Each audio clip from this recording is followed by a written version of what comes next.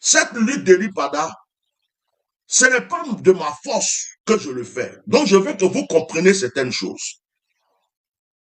Pourquoi est-ce que je touche ce sujet?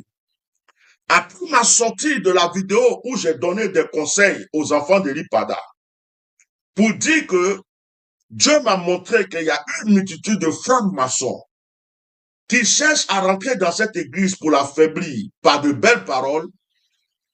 Hier, à ma grande surprise, je n'ai pas eu beaucoup de commentaires, mais j'ai vu 2 commentaires de 2 femmes de l'église de l'Ipada qui étaient en quelque sorte des commentaires injurieux et de manque de respect à ma personne. Je n'ai pas répondu. J'ai supprimé leurs commentaires. Je n'ai pas répondu. Parce que pour moi, des personnes qui sont animées d'un esprit de Dieu, des personnes qui aiment réellement la personne pour qui je prie et que je lutte, ne viendraient pas laisser ce genre de commentaires. Elles ont laissé un commentaire en disant, comme si c'est moi qui les persécutais, comme si c'est moi qui ai enlevé l'Ipada, comme si c'est moi qui étais la cause, c'est-à-dire l'ingratitude au millième degré, disant, il faut laisser notre église tranquille, il faut, tu veux dire que nous, on n'a pas l'esprit de Dieu, si tu n'es pas avec nous, tu es contre nous, il faut nous laisser. Je dis, mais est-ce que cette personne qui a écrit ce commentaire sait de quoi elle parle? Est-ce que cette personne est normale dans l'esprit de Dieu ou elle est possédée? J'ai regardé le commentaire, j'ai dit, oh, je vais effacer ça pour ne pas que ça me donne envie de répondre. Et j'ai supprimé les 2 commentaires. Il y a une qui a commenté, il y a une qui est venue dire, oui, c'est la vérité. Ce que tu dis là même, c'est ceci. Je me suis dit, non, tu sais pas de quel esprit ils sont animés, faut pas les répondre. Parce qu'Élie Padan lui-même a prêché dans son église pour dire qu'il y a des sorciers et des sorcières dans son église. La vidéo est encore sur YouTube. Élie Padan lui-même de sa bouche a prêché que parmi ses pasteurs, il y a des sorciers. En plus, la secrétaire elle-même, elle a ouvert sa bouche pour me dire qu'ils ne parlent pas beaucoup parce qu'il y a des espions dans leur église. Je ne sais pas qui m'a écrit, si c'est espion, si c'est sorcier, si c'est sorcière. Donc moi, je ne vais pas répondre. J'ai supprimé le commentaire. Mais ça m'a permis de venir faire ce direct aujourd'hui. Tu aimes quelqu'un qui a disparu. Ça va faire bientôt, on s'en va dans 1 an. Il y a un monsieur qui s'est levé pour frapper sa poitrine, qui s'est mis des ennemis autour, qui a lutté de toute sa force, qui a détruit sa page Facebook, son honneur, tout ce qu'il faut, pour cette personne que tu prétends être ton père. Et ce monsieur se lève pour donner des conseils à l'église, pour dire faites attention. Il y a des gens qui vont rentrer dans votre église pour vous assoupir, qui pour faire ceci ou cela. Mais si tu es vraiment un enfant de Dieu, tu sors et tu viens lui dire merci de nous avoir ouvert les yeux. Mais tu viens laisser un commentaire pour injurier la personne. Moi, je ne vais pas te répondre. Parce que Élie pas dit même que tu prétends être ton père ne viendra pas m'insulter. Donc, moi, je ne vais pas te répondre. Mais je vais vous dire de faire juste attention. Par pitié pour vous-même. Parce qu'un homme de Dieu qui est où est des anges, de la manière que tu ne peux pas insulter celui que tu appelles ton père spirituel, même si tu es possédé, et que tu vas insulter une personne qui est ouinte, parce que la personne qui est assise ici, là, c'est lui que Dieu a pris pour révéler à cet homme 6 mois ou 7 mois, quoi, avant, ou 4 mois, avant que les problèmes n'arrivent, Dieu l'a fait. C'est cette personne aussi, Dieu a ouvert les yeux et la bouche pour aider cette personne dans sa disparition. J'ai tellement de messages de remerciements de certaines personnes qui ne sont même pas de l'église. Merci beaucoup. Tout ce que tu as fait, c'est Dieu qui va te récompenser. Bon, ça me suffit. Mais toi qui es dans l'église, qu'on est en train d'aider, tu prétends, c'est comme quand on a dit quelque chose, ça te dérange. Tu n'as pas encore vu ton papa, il n'est pas encore revenu. Et cette personne, parmi tous ceux qui ont lutté, est celui qui est encore là, qui toujours ouvre sa bouche toujours de temps en temps vient parler, qui défend cette cause depuis il a commencé. Il n'a pas encore arrêté. Même si on dit tu es ingrat, même si on dit tu es possédé, tu ne peux pas venir lui manquer de respect. Tu ne peux pas. C'est une malédiction que tu mets sur ta tête. C'est des problèmes que tu donnes à tes enfants. C'est des problèmes femmes que tu donnes à ton mari. Tu te fais, c'est-à-dire que toi-même, tu prends la malédiction et tu déposes ça sur toi-même. Ce qui t'a animé pour aller laisser ce commentaire. Je t'ai pas répondu. Est-ce que je t'ai répondu? Quand j'ai vu, j'ai supprimé. Parce que tu n'es pas, un, tu n'es pas mon enfant spirituel. Deux, tu n'es pas mon égal. Trois, je ne sais pas qui tu es. Peut-être que tu es une sorcière qui est cachée dans l'église. Et comme je dévoile les œuvres du diable, ça te dérange.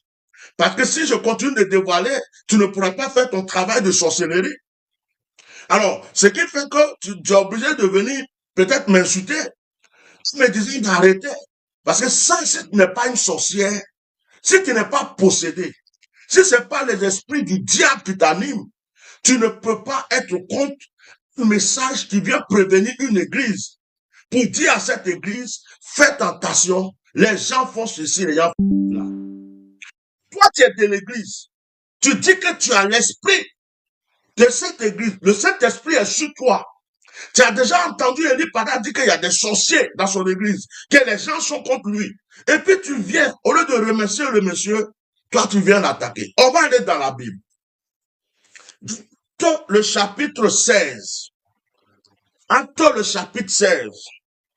Le verset, à partir du verset 16, il est écrit, comme nous allons au lieu de prière, une servante qui avait un esprit de python et qui devina procurait un grand profit à ses maîtres, vint au devant de nous et se mit à nous suivre. Paul et nous, elle criait, ces hommes sont des serviteurs de Dieu très haut et ils vous annoncent la voie du salut. Elle le fit cela pendant plusieurs jours. Paul, fatigué, se retourna et dit à l'esprit, je t'ordonne au nom de Jésus-Christ de sortir d'elle. Et il sortit à l'heure même. Les maîtres de la servante, voyant disparaître l'espoir de leur gain, se saisirent de Paul et de Silas et les traînaient sur la place publique devant les magistrats. Vous connaissez cette histoire, Actes chapitre 16, versets 16 à 29. Paul et Silas sont allés prêcher. Et il y avait une servante. La Bible dit qu'elle était remplie d'un esprit de python. Elle était possédée, mais prophétisait. Il y a beaucoup de personnes qui prophétisent aujourd'hui à l'église, mais ce n'est pas le Saint-Esprit, c'est un esprit de serpent, un esprit de python, un esprit de divination. Il y a des pasteurs et des prophètes ou des soi-disant évangéliques, bishops que vous voyez, ce n'est pas le Saint-Esprit qui les anime, mais c'est un démon. C'est pas tous ceux qu'on appelle prophètes qui sont prophètes. C'est pourquoi la Bible dit, vous les reconnaîtrez par leurs fruits. La femme, ce que la femme disait n'était pas mauvais. Elle n'attaquait pas Paul. Elle prophétisait des bonnes choses pour Paul. Silas, elle disait, ces hommes que vous voyez là, ces hommes sont des vieux hommes de Dieu.